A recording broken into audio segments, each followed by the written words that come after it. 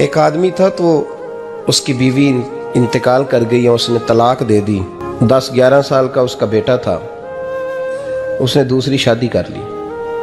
एक दिन अपने बेटे से कहने लगा, बेटे वो सगी अम्मा ठीक थी या ये वाली ठीक है?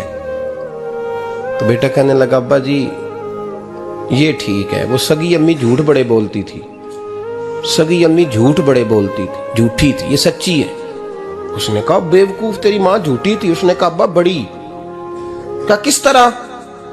कहने लगा, अब्बा जी मैं ना कभी, आपको पता है मैं शरारती हूँ, कभी मैं शरारत करता था ना, कोई बर्तन तोड़ देता था तो मेरी सगी अम्मा मुझे थप्पड़ मार के बाहर निकालती थी, कहती थी मैं ताला लगाऊंगी बावर्ची खाने को, तुझे सारी रात रोटी नहीं देनी, तू आज भूखा ही रहेगा, बिल्कुल नहीं देना, सारी रात नहीं देना। बड़े दावे करती थी, कसमें उठाती थी, पर बड़ी झूठी थी। आधा घंटा भी नहीं गुजरता था तो गलियों में मुझे ढूंढने लग जाती थी, ढूंढ के लाती थी, ढूंढ के, और ला के ना तो गलती मेरी होती थी, रोना मेरी अम्मा शुरू कर देती थी, वे ओए मैनू ना सताया कर वे पुत्रा। फिर मेरी मर्जी का खाना मुझे पका के देती थी, मेरी मर्जी का, और फिर मेरी अम्मा मुझे तोहफा भी देती थी। अब्बा जी वो झूठी थी, पहले कह रही थी सारी रात नहीं देना, अब आधा घंटा। ये बड़ी सच्ची है, जवाब भाई है। मैं शरारत करता हूं तो थप्पड़ मार के निकाल देती है, कहती है रोटी नहीं देनी, फिर मैं सारी रात रो के गुजारता हूं पर नहीं देती। ये सच्ची है, वो झूठी थी। तुम माँ के दर्द को क्या समझे? बच्चे तो कहते हैं अम्मा ने हमें कैद कर दिया, अम्मा कहती है मेरी मर्जी से खाओ, और तुझे नहीं पता उसने कैद नहीं किया, वो तुमसे प्यार बड़ा सच्चा करती है, और बड़ा सच्चा प्यार करती है तेरे साथ, बड़ा सच्चा। बेटा बर्गर खा के आ जाता है, अम्मा कहती है रोटी खा ले, कहता नहीं आपने बैंगन पकाए हुए हैं मैंने नहीं खाने। तो अम्मा मिन्नतें करती है, कहती है चल तू दस की खाना है, तेनू सेवियां ना बना दिया, फटाफट दाल पक जाएगी, क्या खाएगा? वो अब्बा जी मेरी तरह करीब से कहते हैं छड़ पर, भूख लगेगी तो आप ही खा लेगा। लेकिन अम्मा कहती है इसने रोटी ना खाई तो मुझे नींद नहीं आएगी। तो इस दर्द को समझना, माँ के सीने में ना, देखे ना एक बच्ची होती है बीए, वो उसने कर लिया, उसकी अम्मा रोज कहती है बेटे सवेरे उठा कर। सास के पास जाएगी तो वो कहेगी कि इसकी अम्मा ने सवेरे उठना सिखाया ही नहीं, अब बेटी कहती है अम्मा जी तो जावांगी वेखी जाएगी। अच्छा उसकी शादी हो गई, उसकी सास ने आहिस्ता आहिस्ता शिकवे शुरू कर दिए, खामन से कहने लगी तू इसको उठाता ही नहीं सवेरे। वो भी कहता है कमरे में जाके अम्मा शिकवा करती है तू उठती नहीं। और बच्ची लाडली थी, वो नहीं थी उठती टाइम पे। जिंदगी के 22 साल 23 साल वो सवेरे नहीं उठी, वक्त पे नहीं उठी, मिसाल दे रहा हूं। फिर उसी बेटी को अल्लाह ने एक बेटा अता कर दिया। सुबह 100 आवाज उसकी अम्मा देती थी पर उसकी आंख नहीं खुलती थी, लेकिन उसी बेटी का बेटा सहरी के वक्त हल्का सा रोता है, सारी दुनिया सोई है पर अम्मा उसकी फटाफट जागती है, फटाफट जागती है। मैं गुलाम हूं एक आस्ताने का, और मैं समझता हूं जो किसी का मुरीद ही नहीं उस पर तो साया ही नहीं, उसे चाहिए किसी बुजुर्ग का साया हासिल करे। लेकिन भाई ये बात भी बड़ी सच्ची है कि मेरे जैसे पीर के हाथ में 5000 रुपया नजराना दो ना, पीर साहब दुआ करना, तो पीर साहब ने दुआ पक्की याद की हुई है सबके लिए, रट्टी रटाई, अल्लाह खैर करे अल्लाह भला करे, और सबके लिए रट्टा लगाया हुआ है। और अम्मा को बेटा वैसे ही कह जाए, वैसे ही अम्मा मैं इंटरव्यू देने जा रहा हूं जरा दुआ करना, वो बीबियां मंगा के दुआए तंजीना पढ़ाना शुरू कर देती है, और सारी सारी रात मुसल्ले पे बैठी। इस दर्द को समझना। और भाई बड़ा वेल ड्रेस बेटा होता है, वेल ड्रेस नौजवान,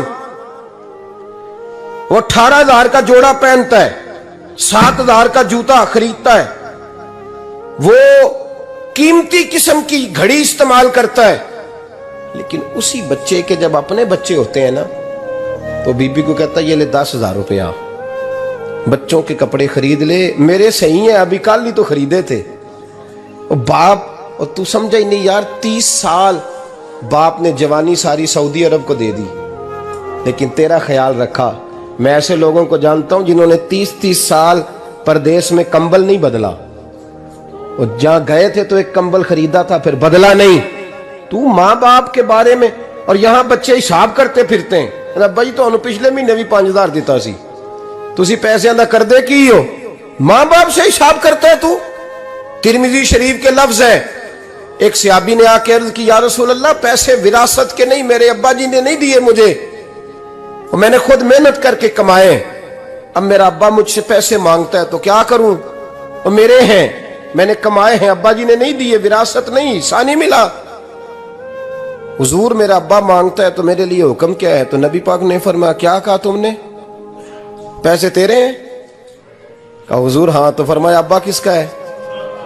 कहा या रसूलल्लाह मेरा। तो फरमाया अगर तू अपने वालिद का है तो तेरी हर शय तेरे वालिद की है, तू भी तेरे वालिद का है तो तेरा माल भी तेरे। मां और बाप ये तो हुस्न है जिंदगी का, ये तो वकार है इंसान का। जब तक मां बाप का हाथ पकड़ के चलोगे ना, रास्ते सीधे रहेंगे, और जिस दिन उंगली छोड़ के सड़क पे निकलना पड़ा ना, सर चकराने लगेगा। याद रखना, ये बड़ा मुश्किल काम होता है। लोगों का तो रुख ही उस दिन वाज़े होता है जिस दिन आदमी साये से महरूम होता है। अम्मा तो कमरे में पड़ी हो ना, औरंगजेब आलमगीर की मां फौत हो गई, 350 कमरा था महल का, और अम्मा 12 साल टांगों से माजूर रही औरंगजेब आलमगीर की। अम्मा 12 साल कमरे से निकल नहीं सकी, साथ ही वॉशरूम था या जो भी उस दौर में तरीका था। औरंगजेब जब महल में आते थे तो फिर भी सीधे अम्मा के पास जाते थे, और जब वापस निकलते थे फिर भी अम्मा के साथ। औरंगजेब की मां का जनाजा उठा तो औरंगजेब ने रोना शुरू किया। फिर सालों बीत गए पर उसके आंसू खुश्क नहीं होते थे। एक शख्स ने कहा, तेरी कोई अनोखी मर गई है, सारी दुनिया की मरती हैं। उसने कहा, मैं बादशाह हूं, 24 घंटे लोगों का आना जाना है, बड़े दबदबे हैं, बड़े डेरेदारियां हैं, बड़ी भैंसें, बड़ी गायें, बड़े खाने वाले, बड़े लांगरी। मेरी माँ बूढ़ी थी, एक कोने में पड़ी रहती थी, पर जब से वो गई है ये मुझे महल नहीं लगता, मुझे कब्रिस्तान लगता है। मुझे लगता है ये कब्रिस्तान है। माँ और बाप तो तेरी नेमत है भाई। हम बच्चे, हमारे आजकल के बच्चों ने एक मसला बड़ा पक्का याद कर लिया। कहते मौलाना पीर साहब पसंद की शादी करना जायज नहीं। मैं कहता हूं साहब और भी बड़ी चीजें जायज है, सिर्फ एक ही शय जायज रह गई है। रसूल पाक सल्लल्लाहु अलैहि वसल्लम सिवाय अल्लाह के किसी के पाबंद नहीं, किसी के पाबंद नहीं। पर जनाब सैयदा खतीजतुल कुबरा रदी अल्लाह तआला अन्हा ने पैगामे निकाह दिया, या रसूलल्लाह मैं शादी करना चाहती हूँ, हुजूर किसी के पाबंद नहीं। पर मेरे महबूब ने फरमाया, मेरा चचा मेरे वालिद की जगह है, मैं अपने चाचा से पूछ के तुम्हें जवाब दूंगा। यह है पसंद की शादी जो मेरे नबी ने बयान फरमाई है। तू सारा कुछ क्रॉस कर करके गुजर जाता है। यहां तो हाल यह है कि पालने वाला कोई और साये में बैठने वाला।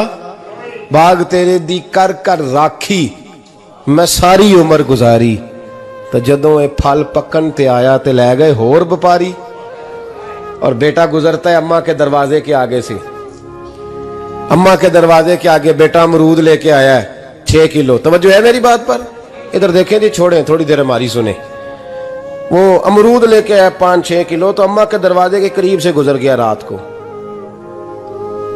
तो कमाई खाने का टाइम आया ना, तो गुजर गया। तो वो वजीर आजम से डरता है ना, तो जाके बीबी से कहता है, बीबी के हकूक देना भी रसूलुल्लाह की सुन्नत है। लेकिन ये क्या बात हुई, तूने बीवी और मां का मुकाबला शुरू करा दिया? समझ तो सही, ये तेरे लिए काबे की जगह है और तू बीवी के लिए काबे की जगह है। उसे भी समझना चाहिए, गौर करना चाहिए। 5 किलो अमरूद लेके तो मां के कमरे के करीब से गुजर गया है। बीबी को जाके कहता है, चल आधा किलो अम्मा को भी दे, या उसके कौन से दांत हैं। तो प्लेट में डाल के वो लाई है। तू समझा ही नहीं, तूने गौर ही नहीं किया। बंदा तो वो ठीक नहीं था, नेपोलियन। तो किसी ने उससे पूछा था, बता जिंदगी में पैसे लेने का मजा कब आया? उसने कहा कि मुझे मजा तब आता था कि मैं अपनी सारी कमाई ला के अपनी अम्मा के हाथ पे रखता था, और फिर जब मैं अपनी माँ से थोड़ा थोड़ा खर्चा लेता था ना, थोड़ा थोड़ा। तवज्जो है मेरी बात पे? अम्मा जी 10 रुपए दे आज। कहते जब मैं थोड़ा थोड़ा खर्चा लेता था ना, तो मुझे यूं लगता था जैसे मैं बादशाह वक्त के सामने खड़ा हूं और वो खजाने का मुंह खोल खोल के मुझे देता जा रहा है। तू इस जायके को समझ तो सही भाई, तू इसको समझ तो सही। भाई याद रखें और गौर करें, माँ और बाप। और फिर ये भी सुन लें, नबी पाक सल्लल्लाहु ताला अलैहि वसल्लम ने माँ बाप के लिए फरमाया, हुमा जन्नतुका व नारुक, यही तेरी जन्नत है और यही तेरे लिए जहन्नम है। अगर ये राजी हो गए